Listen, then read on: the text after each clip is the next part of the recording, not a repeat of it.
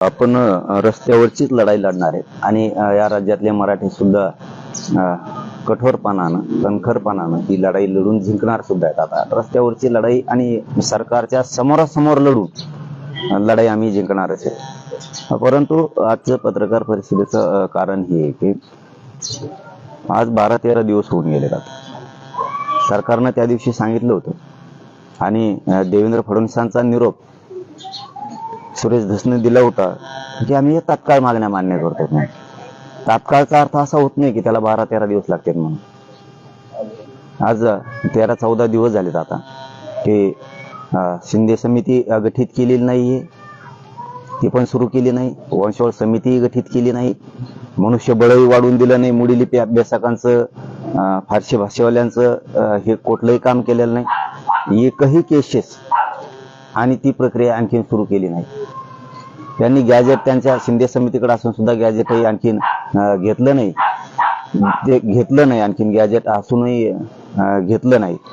यांनी ज्या मागण्या 4-5 तरी करू म्हणले होते, एसीबीसीचा विषय होता, त्याच्याबद्दल आणखी निर्णय घेतला नाही त्यांनी की 100% मुलींना फीस मागायला किंवा विद्यार्थ्यांना फीस मागायला लागले 100%. ही फीस त्याबाबत शासनाने आणखीन उच्च तंत्र विभागाकडे शिक्षण विभागाकडे दिलंय की सामाजिक न्याय विभागाकडे दिलंय, याचं काय कोणत्या मंत्रालयाकडे दिलंय कसा ताळाला मिळणे. आणखी नुसतं एसीबीसी 10% आरक्षण दिले एवढंच हे फक्त दिलंय, परंतु त्यांना 100% फीस मागायला. मग आता कोणत्या विभागाकडे दिलंय तुम्ही? पोरांना 100% फीस भरायची का शाळेतून शाळेवाले त्यांना काढून हाकून देणार आहेत आणि त्यांनी पैसे भरायचे कुठून? ईडब्ल्यूएसचा विषय होता, ज्यांच्या अगोदरच ईडब्ल्यूएस मध्ये म्हणजे हे 10% देण्याच्या अगोदर ज्यांनी ईडब्ल्यूएस मध्ये फॉर्म भरले त्यांचे रिजेक्ट करायची सुरुवात यांची आहे. मग हे अन्याय तरी किती दिवस? सातारा संस्थांचं, बॉम्बे गव्हर्नमेंटचं गॅजेट त्यांच्याकडे असून सुद्धा ते आणखीनही घेतलं जात नाही. म्हणजे ही खूप मोठी शोकांतिका आहे की हे जाणून बुजून तर नाही करायला ना, फक्त उपोषण उठेपर्यंत, उपोषण सोडीपर्यंत म्हणजे सरकारवर मराठ्यांचा दबाव आहे, दडपण आहे आणि मग आंदोलन उपोषण त्यावेळेस आपण सोडवा गोड बोलून आणि एकदा सुटलं की मग त्या मागण्या मान्य करायच्या नाही. असाच एक प्रकारचा 100% हे डाव आहे. म्हणून आम्ही पुन्हा ठरवलं की हे बरोबर नाही करायला लागलेत, हे फसवणूक करायला लागलेत जाणून बुजून. 13-14 दिवस झाले तरी त्या 5-6 मागण्यांपैकी त्याच्यातली एकही अंमलबजावणी त्यांनी केली नाही. कारण त्याच्यानंतर आता ही दुसरी कॅबिनेट येईन उद्या. एक कॅबिनेट झाली त्याच्यात काही केलं नाही, आता ही दुसरी कॅबिनेट येईल त्याच्यात सुद्धा काही केलं नाही. म्हणून आम्हाला थांबून चालणार नाही. म्हणून 15 तारखेपासून आम्ही उद्याच्या फेब्रुवारीच्या इथं साखळे बेमध साखळे उपोषण पुन्हा सुरू करतो अंतरवालीमध्ये. कारण सरकारला त्याशिवाय जमणार नाही. आणि हे लोन आता आम्ही हे आता साखळी उपोषणाचं लोन अंतरवालीपासून हे राज्यभर पसरवणार आहेत, आता राज्यभर उभा करणार आहे. कारण यांना त्याशिवाय जमणार नाही. मग आता वेळच पडली, यांनी साखळी उपोषणातून बी दखल नाही घेतली तर आमरण उपोषण करायची वेळ आली तर आम्ही पुन्हाही करणार आहेत. हे झाल्या 2 गोष्टी. आणि तिसरी अशी, त्या 2-3 दिवसाच्या आत आता आम्ही तारीख सांगतो तुम्हाला, आणखीन ठरवली नाही. आम्ही सगळे बसतो तिकडचे, आता आणखी बसलो नाहीत. मुंबईला आझाद मैदान, शिवाजी पार्क, जेवढे मैदान आहेत मुंबईतले ते सगळे पाणीसाठी आम्ही जाणार आहेत, कारण आम्हाला मुंबईकडे पण जायचं. रस्त्यावरची लढाई म्हणल्याच्या नंतर नेमकी ही लढाई कशी असणार, काय स्वरूप असणार आहे?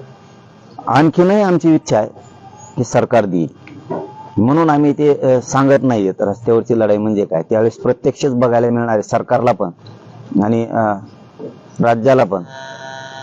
कारण ते आत्ताच आम्हाला ओपन करणं बरोबर नाही.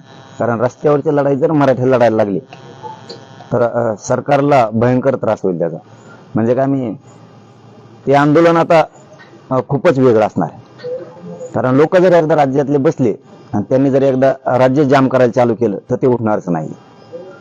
आणि एक भीषण परिस्थिती, शांततेची भीषण परिस्थिती देवेंद्र फडणवीस पहिल्यांदा बघणार. कारण देवेंद्र फडणवीसची जी चाल आहे ना, तो मोडायला तयार नाहीये.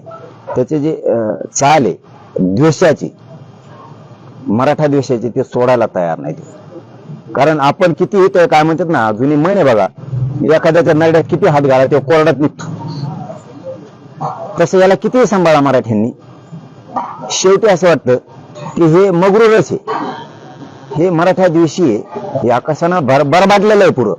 हे फडणवीस जे आहे ना ते पुरं बरबादलेलं आहे. जातीवादानं पछाडलेला जर माणूस या राज्यात कोण असेल ना तर ती देवेंद्र फडणवीस. कारण त्याच्याबद्दल जे बोलायचं नव्हतं नाविलाजानं त्याचं ते गुण जर बाहेर पडायला लागले तर मी काय मोजित नाही मग त्याला जर त्याचे गुणच दाखवायचे असते प्रत्येक वेळेस मराठ्यांना तर मला उपयोग नाही. कारण सन्मान द्यावा लागतो तो मिळत असतो. तू कोणत्या पदावर काय आम्हाला त्याच्याशी नाही देणे घेणं. जे पदाची त्याची जर तुला गरिमा राखायची असली तर त्या जनतेनं तुला त्याच्यावर बसवलं ना तिची आधी इज्जत करायला शिक. आधी इज्जत करायला कोणाची शिक तू जनतेची इज्जत करायला शिक. तेव्हा तू खरा राजा, तेव्हा तू राज्याचा खरा प्रमुख. तो तसा राजा नाही होऊ शकत. तो म्हणजे तो गोरगरीब जनतेकडून निवडून येणार, मराठ्यांकडून निवडून येणार. तो हातबल झाला होता रे, तो हातबल झाला होता. तो रडकुंडी रडायची वेळ आली होती. याच मराठ्याने तुला या गादीवर बसवलेले. तू विसरला, बेमान व्हायला लागला. जसा तो एकदा धनगराशी बेमान झाला होता तसा तो मराठ्यांशी बेमान व्हायला लागला. आणि मग काय तू आता काही गुतत नाही म्हणून मी काय तुला सन्मानाचं बोलत होतो आतापर्यंत. त्यामुळे तू काय मग करू शकत नाही. तुझ्याशी करायला जाशील त्याशी तुला कळेल काच का या राज्यातले मराठे म्हणजे काय, राज्य म्हणजे काय, आणि तो फडणवीस म्हणजे काय. तो इज्जत केली आम्ही करत होतो, तुला प्रामाणिक बोलत होतो. पण तुला जे मस्ती आहे ना ती जायला तयार नाही तू, आणि मी सहन करायला तयार नाही.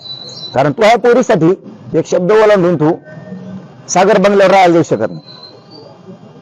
कारण तिची परीक्षा आहे. तू त्या दिवशी पत्रकाराला बोलताना बोलला ही माझ्या पोरीची परीक्षा आहे, मला सागरवर का जात नाही. कुणी म्हणतं लिंबपुरले, कुणी म्हणतं काही. मी याच्यासाठी सागरला जात नाही, सागरहून त्या वर्षाला जात नाही की माझ्या पोरीची परीक्षा. असं उत्तर त्यांनी पत्रकाराला दिलं आहे देवेंद्र फडणवीसनी. आणि तिचं भविष्य महत्वाचं आहे, शिक्षण महत्वाचं. म्हणून मी सागरवर मग तो तिथून 500 मीटरवर जाऊ शकत नाही स्वतःच्या पोरीचा शब्द ओलांडून. तर माझ्या लेकराचे मुर्दे पडले रे देवेंद्र फडणवीस. आत्ता 4 पोरांना आत्महत्या केल्या पोरा दिवशी. लाज वाटून देतो जरा. मी खानदानी मराठ्याचा आहे, अस्सल मराठ्यांचा आहे. मराठ्यांचे पोरं मारायला लागलेत. कसला तुला फक्त तू जर तो पोरीत वेगळा भेदभाव करतो, दुसऱ्या मराठ्यांच्या पोरीत वेगळा भेदभाव करतो. काय जरा तू प्रमुख आहेस.